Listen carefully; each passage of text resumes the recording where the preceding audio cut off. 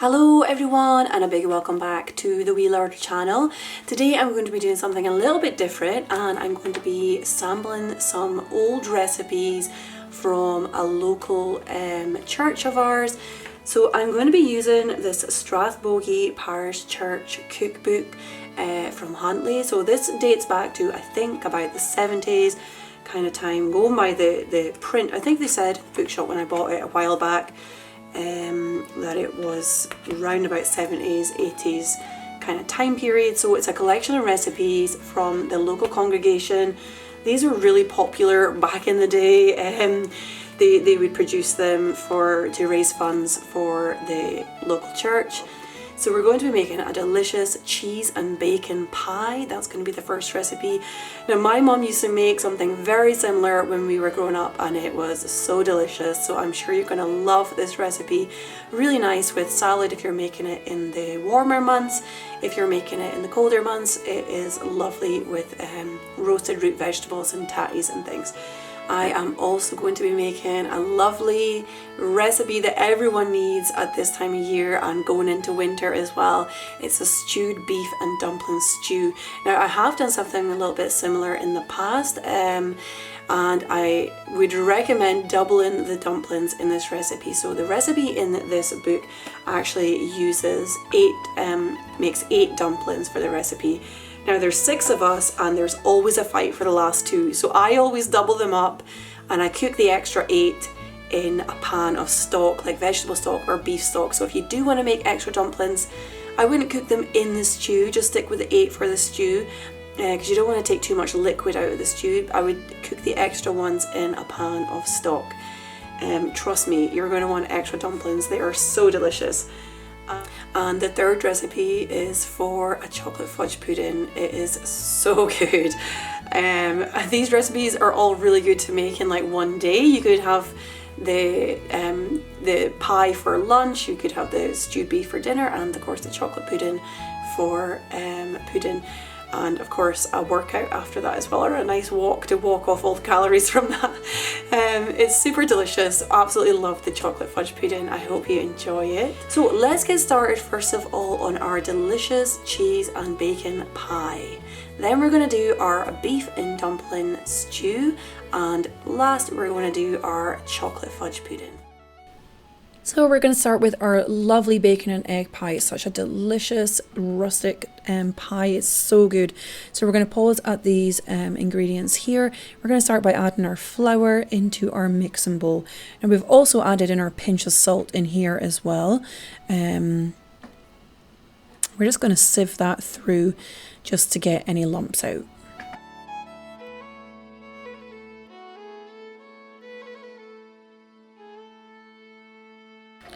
So we're going to add in our butter, and we're also going to start rubbing the butter and the flour through in our fingers until we have a breadcrumb type consistency.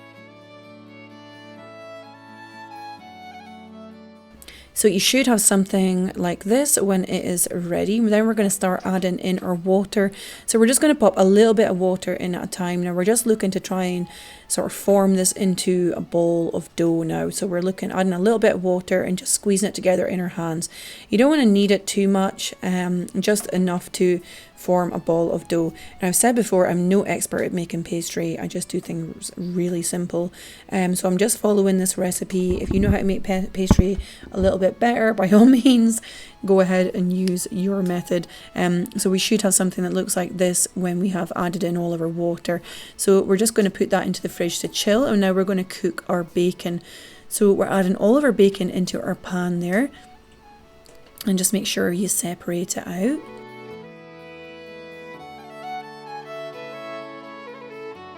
Now we're just going to cook that down for a few minutes until it is nicely cooked through.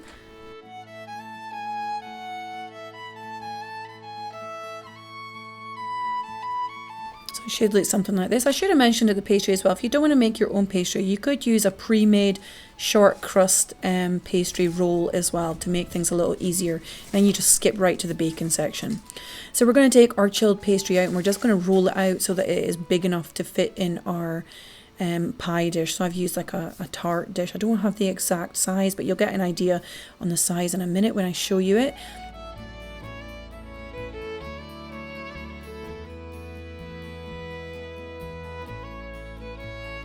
So we're looking to use something like this. This actually has like a pop out bottom. It just makes it easier to get the pie out when it is ready. And we're just going, you can use your rolling pin to pop the pastry on as well. Sometimes it's a bit easier to do that.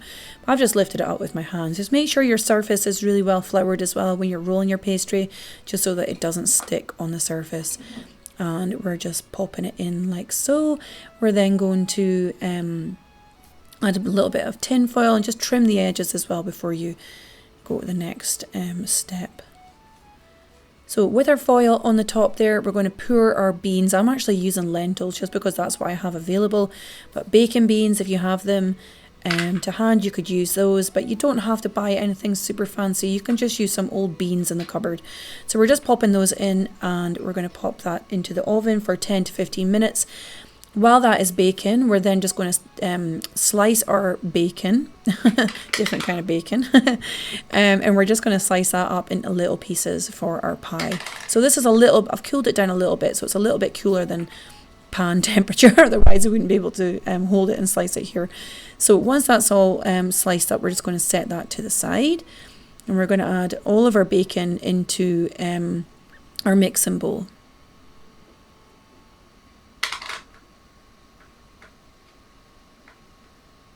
We're then going to add in our chopped onions, so it doesn't have to be too fine. I like mine a little bit chunky. You can cut them a bit finer if you want to.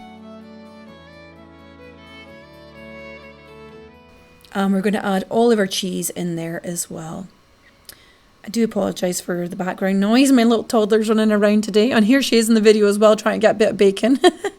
So we're going to add our milk in there as well. So I've just given her a little piece. And we're going to add in our mushrooms as well. You can leave the mushrooms out if you're not a big mushroom fan. I know some people don't like mushrooms.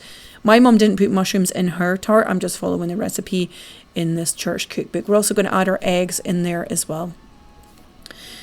So with your bacon, cheese, eggs and milk, and we're going to add a little bit of salt and pepper in there, and your mushrooms and onions. I'm using these lovely chicken salt and peppers that I bought secondhand. They're so cute. So we're just going to add a little bit of that in, and we're just going to mix that through really well. So just mix it through until it is well combined, and then we're going to pour this into our baked pastry tin. So I've taken the beans out, taken the tin foil out, and carefully put the beans back into the jar. I'm just going to use them again next time, and we're just going to pour all of those ingredients into our pie dish here.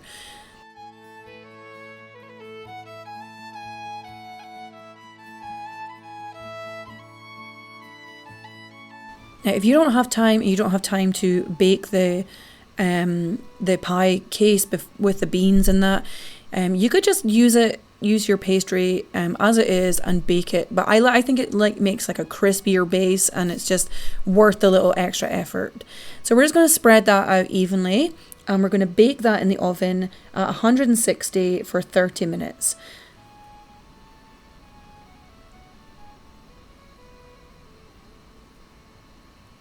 And it should look something like this when it is finished and cooled. So I've cooled this down a little bit, and I'm just taking it out of the tray there. I'm sure you'll take yours out a little bit more carefully than me.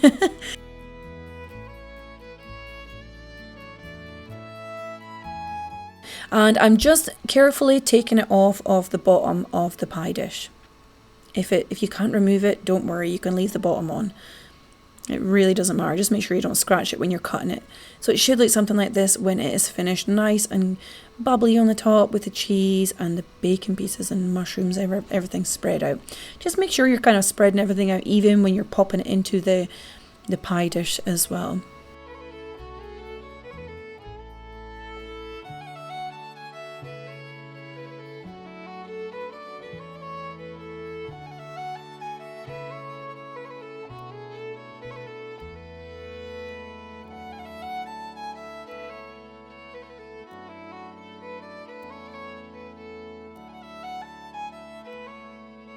So I hope you enjoyed your lovely bacon and egg pie.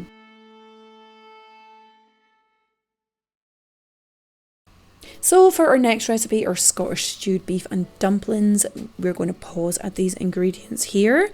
We're going to start by adding our flour into our mixing bowl. We're then just going to season our flour as well with a little bit of salt and pepper. I've also added a little bit of herbs in here as well. You don't have to. I didn't have it in the ingredients list, but it just adds a little bit of extra flavour. And it wasn't in the original recipe as well, but you know me, I find it really hard to stick to recipes because the creative process is like, it's finished already and I like to be creative. So so I'm using my lovely cockerel salt and peppers again, and we're just going to give that a good mix through with the flour. We're then going to add all of our beef into the flour. So we're basically just covering our beef in flour before we cook it in the pan.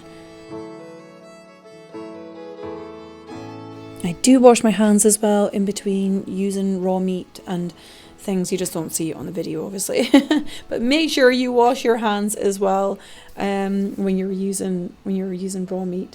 So just mix it through really well until the flour is coating all of the beef, and this is just going to help to season our meat and also to brown it, and it helps to create a nice sauce as well, or like a nice thick gravy in the stew. So we're going to add a good tablespoon of butter into our pan, and we're then going to just melt that down on a medium heat, and we're going to add in our beef.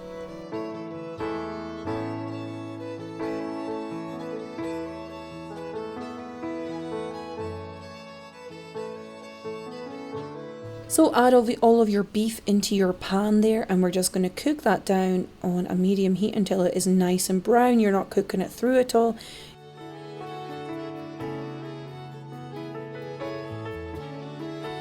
So you're not cooking it through at all, you are just browning the beef.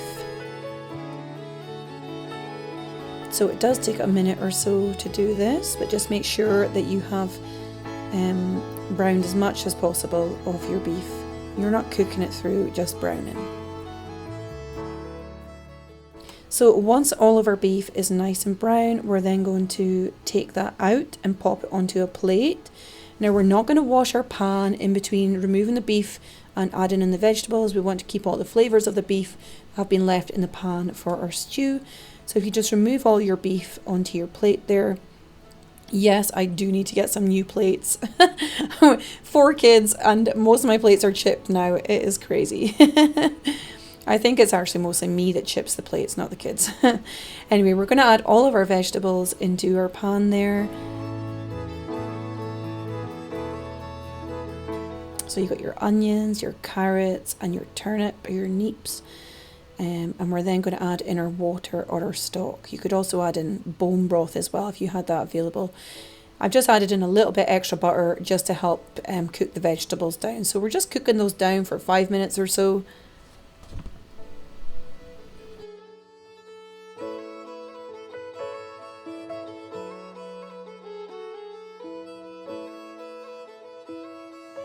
So we're adding in our water or stock. And we're adding our beef back into our stew as well.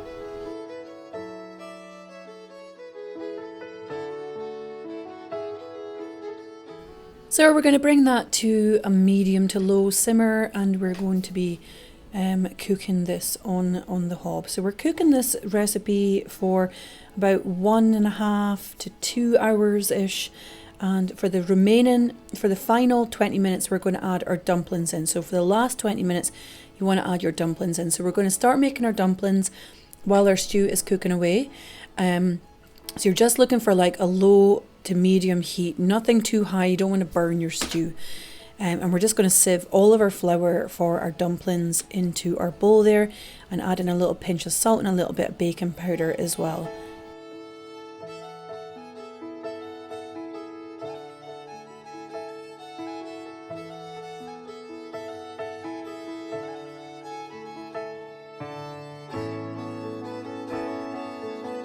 So we're adding in our suet now. Now I quite often get questions from people asking what suet is. It's beef. It's like beef fat. I think it's beef kidney fat. Could be wrong on that. There is a vegetarian version as well if you want to use that instead. Now, I know it can be quite tricky to get suet, especially in the States. It's mostly people from the States that ask me what they can use instead. I would recommend maybe just using like lard or something, just some kind of hard fat. So wherever you can get your hands on. This is the Atora suet that I use, the shredded beef suet. It's just it's a very traditional ingredient that's used in many old Scottish recipes. I like to use it when the recipe calls for it because it does work really well, especially in like a clouty dumpling or something. It looks something like this. It's just like little shredded pieces. If you really can't get your hands on anything fat-wise, you could use butter. I have used butter in the past and it has come out okay when I didn't have any suet in the cupboard. So if you can't get your hands on like a lard or something, then butter's fine. So we're going to mix all those ingredients in, and then we're just going to add in enough water. Now there wasn't a specific water quantity in the recipe, so just add in enough until you have a nice sticky dough. The dough should be quite sticky, not too sticky obviously. If you've gone too far with the water, just add in a little bit of flour, it'll be fine. So we should have something like this that holds together. You don't need to knead it for too long or anything like that. So what you do is half it and half it and half it again until you have roughly 8 small balls, like golf ball size shape. If you're doubling up the dumplings recipe, only put 8 into the stew and put the other 8 into a pot of vegetable stock simmering on medium for 20 minutes, because there just won't be enough space for 16 dough balls or 16 dumplings in the stew. There is only really enough for 8. I'm sure you're probably using a pan similar to the size that I'm using. So pop all your dumplings into your stew there, like so, and we're then just going to simmer these away for the remaining 20 minutes of the stew. Just make sure you give your stew a good stir as well, every half an hour or so, and just keep checking on it. Make sure you're not burning it to the bottom of the pan. I just like to cover the dumplings with the gravy. I just find that it helps them cook well, and when the dumplings are covered with the gravy as well, it stops them from sticking to each other. So they don't tend to stick in the pan, but just with a little bit of gravy on top, I just find that it helps that. Now you could add cheese into your dumplings. You could add fresh herbs in there as well. Cheesy dumplings are heavenly. So if you want to try something super delicious, I'd go for that. They work really well in like a vegetarian stew. Just adding a little bit of protein into a vegetarian stew, but they also work well in a beef stew as well. So we're going to put the lid on, steam those away for 20 minutes, and they should look something like this when they are ready. We love dumplings, and ever since we started making dumpling stews, I just doubled up the dumplings because there was always a fight for the remaining 2 that was left because there were 6 of us. So I would advise doubling them up if you love dumplings.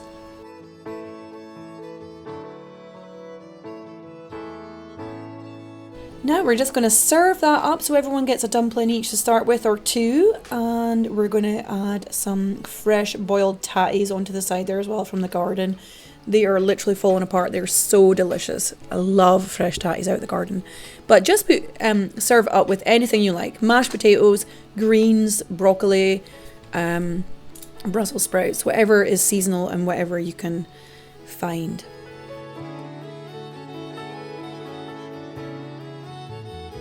So I hope you enjoyed making your lovely beef stew. If you try any of the recipes out of this video, try this one. It is so good, especially with the dumplings, and it is just perfect at this time of year when the days are getting colder and you're putting the fire on and stuff. It is just such a lovely recipe. Really, really nice.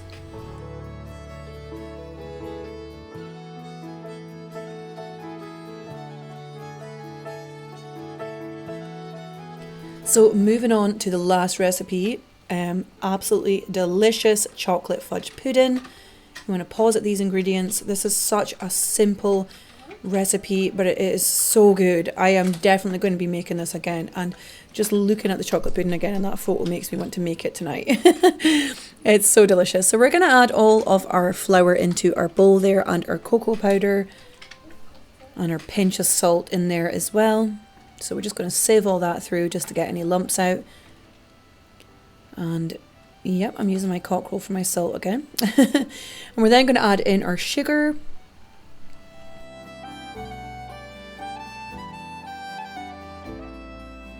And just give that a really good mix through, just to make sure the cocoa powder is combined with everything and the sugar and salt are all combined together as well.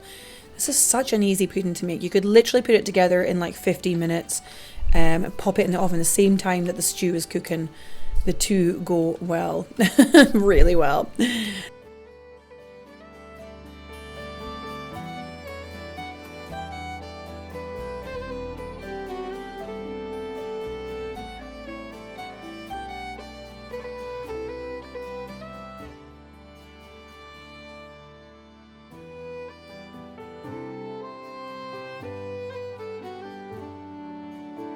So if you just give that a good stir through, we're just adding in our melted butter there. So it's just like a tablespoon's worth of melted butter.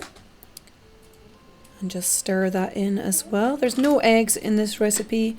Sometimes it's nice to have a break from a recipe with eggs.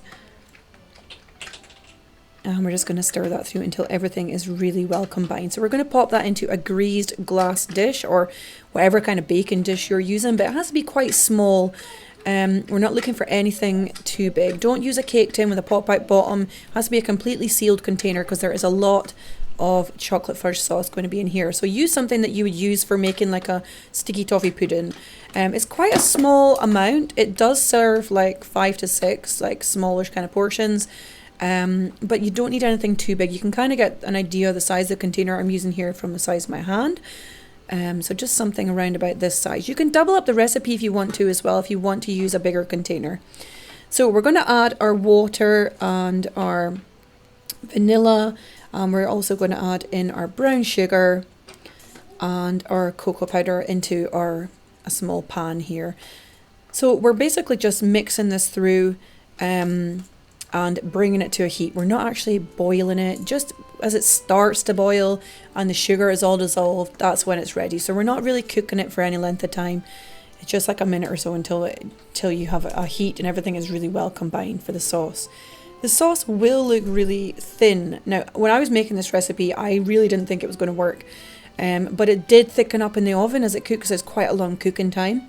So you want to preheat your oven to 170, and that's a fan oven. We're going to cook it for 50 minutes in total. So you just want to check on it halfway through as well. So it should look something like this when the sauce is ready. It should bubble up a little bit, but that's when you want to take it off.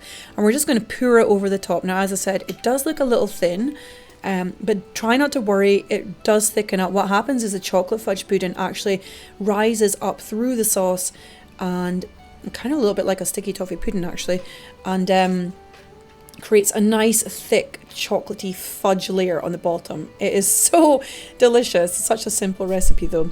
So cook that for 50 minutes. Check it at about 30-40 minutes. If you're worried about it burning, add a little bit of foil on the top as well.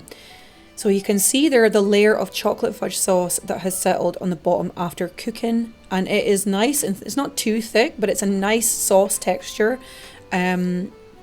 It does kind of thicken as it cools as well, so you don't want to serve this boiling hot. Let it cool for a little bit. Serve it warm. Warm is fine.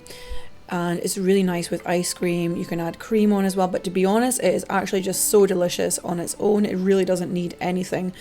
And as I've said, it is such a simple recipe. So easy, but it is so lovely. So I'm really thankful to the ladies of Strathbogie Church for these delicious recipes. There wasn't actually any names next to the recipes that I created, so I don't have anyone to credit, but I am thankful for them, and I hope you enjoy a little taste of the old Scottish church recipe cookbooks. I hope you enjoyed making these 3 delicious recipes, and I hope they brought some warmth and comfort into your home in the colder months as well. I'm sure you agree, they are so good. I do hope to do more recipes like this for you, more videos like this for you in the future. So if you do enjoy seeing this kind of thing, trying out old recipes from old Scottish cookbooks, let me know. I certainly have plenty of them going around. I also hope to do a series on my husband's great auntie Janet, who was a local food historian. She actually inspired me to start the Wee Larder. I didn't personally know her, but her books inspired me to start the Wee Larder channel, just to bring traditional Scottish food out to you guys.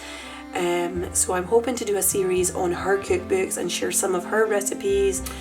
This is a cookbook here with a fine feeling for food by Janet Murray, which basically inspired the start of the wee larder. She has so many traditional Scottish recipes in here. You can buy it secondhand if you have a good secondhand book shop source. There are some online I like to hunt around on. So this book is amazing. It is just packed with so much inspiration, so many lovely recipes. I did say on my Instagram stories the other day though, one I will not be cooking up for you is the sheep's head broth, or the sheep head broth, especially the sheep head pie with the brains and eyeballs and things. Oh, it's so disgusting.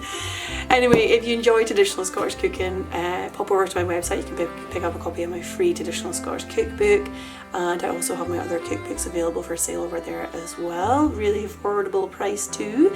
And if you enjoyed this video, please feel free to subscribe, and if you click the little bell next to it, I will see you guys again soon. I have lots of really exciting videos coming out in the next while, just doing things a little bit differently and just giving you a little bit more historical context to the recipes that I'm creating for my channel. So I hope you enjoy that. If you're on Instagram, pop over and say hello, and I hope to see you all again soon. So take care, lots of love, bye bye.